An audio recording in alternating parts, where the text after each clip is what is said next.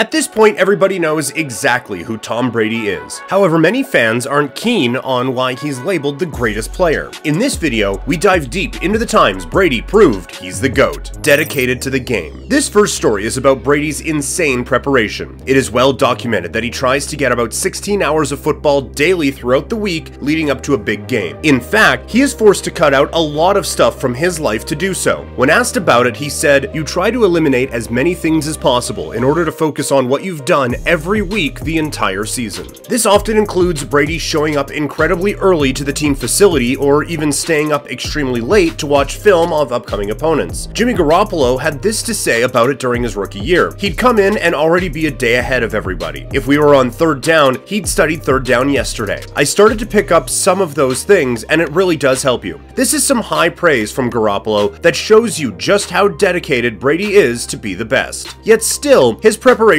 goes even deeper. When Nate Soldier was on the New England Patriots, he recalled a few instances where Bill Belichick tried to stump Brady by giving him random weekly quizzes. Every time, Brady could identify the answers to each question. The two were so knowledgeable in these games that it would blow your mind just how much they knew about football. He also stated that Tom is one of those guys who can learn something new in practice after just one rep and immediately apply it to the game on Sunday, almost like he's known it for years. It's unusual to see players with generational talent that study the game like Tom Brady. He owns the winter. Explaining that winning is the most important thing shouldn't be a challenging task, but winning when it matters most is an entirely different story. This is especially true when discussing a player with more Super Bowl rings than any single franchise. If you add up all the games he's played after Thanksgiving alone, he's sitting with a 112-31 record. Really think about that for a moment. This guy has been playing for 22 years and only has 31 losses in those final weeks leading up to the playoffs. These are the weeks with the most at stake, and Brady dominates them.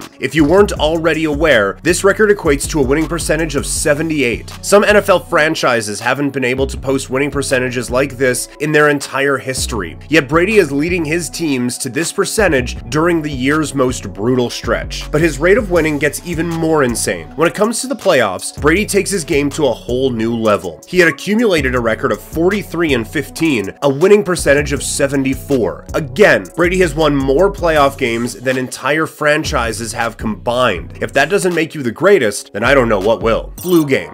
Like Michael Jordan, Tom Brady has a flu game of his own. In 2004, Tom Brady was already a Super Bowl champion and well on his way to becoming one of the greatest quarterbacks of all time, after displaying the toughness and mentality of the all-time greats. The New England Patriots signal caller led them into the AFC Championship game against the Pittsburgh Steelers that year, a Pittsburgh team that had finished the regular season with an imposing 15-1 record. Some analysts even proclaimed them as the best team in the league by a long shot that year. The day before the big game, reports started to circulate that Tom Brady was battling an incredibly high fever. Still, he refused to miss the game and did his best to suit up and make it out on the field with his teammates. So playing against the best team in the league, in their backyard, with a deadly fever in 11-degree weather, Brady threw for 207 yards and 2 touchdowns in a 41-27 victory to lead his team to the Super Bowl. With everything stacked against him, winning this game is easily one of the greatest moments in NFL history. Michael Jordan's flu game in the NBA Finals was vital to his legacy, but dare I say, Tom Brady's was better?